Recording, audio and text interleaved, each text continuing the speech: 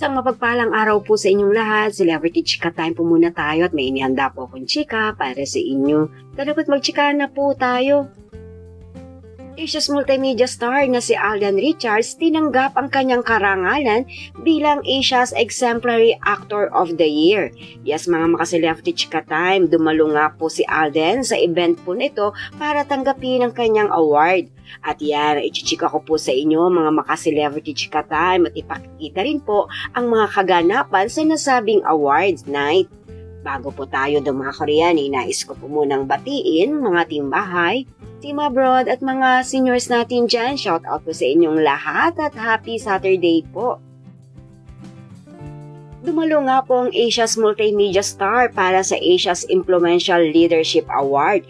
Yes po, dahil isa po si Alden sa nabigyan ng karangalan bilang Asia's Exemplary Actor of the Year.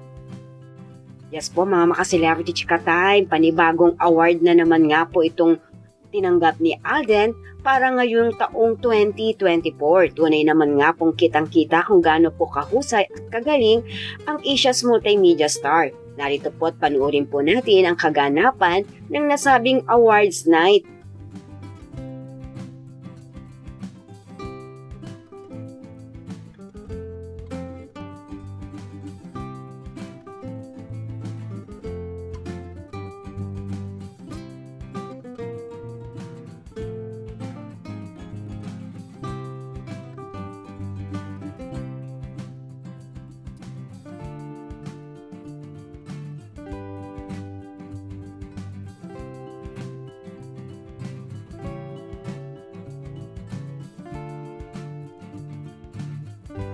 Hello po. Good evening to everyone, ladies and gentlemen. Of course, to Dr. Ronel Ibanez. Thanks so much for this award.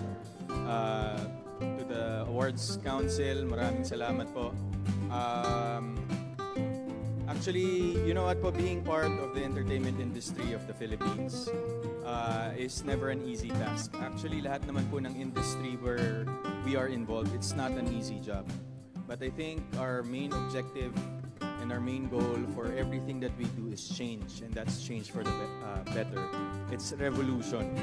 A revolution to make things progress, level up, sabi nga nila, to give something new to the audience. And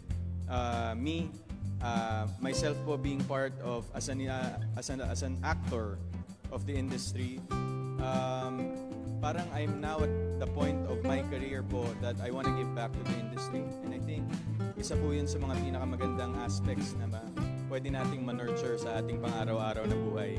Yung uunahin muna ang iba bago ang sarili. And I think, you know, the core of having good intentions at the end of the day brings blessings. And, you know, you do that without asking anything in return kasi hindi naman po bulag ang Diyos.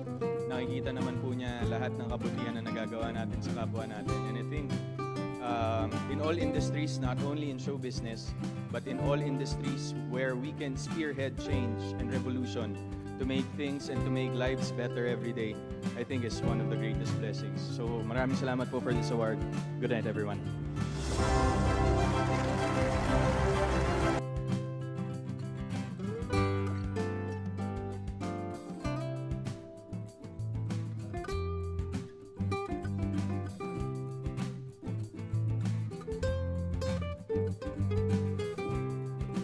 Di po ba? Ayan, at waging-wagi na naman nga po ang Asia's Multimedia Star. May karagdagan na naman nga po sa kanyang koleksyon ng mga trophies o awards na maiuwi sa kanilang tahanan. Yan po ang aking Chika Updates for today. Salamat po sa inyong panunood. Huwag po kalimutang mag-subscribe. Pwede po mag-comment sa ibaba. Basta wag lamang po harsh o nakakasakit sa isa't isa. Salamat po muli. Spread love, not hate.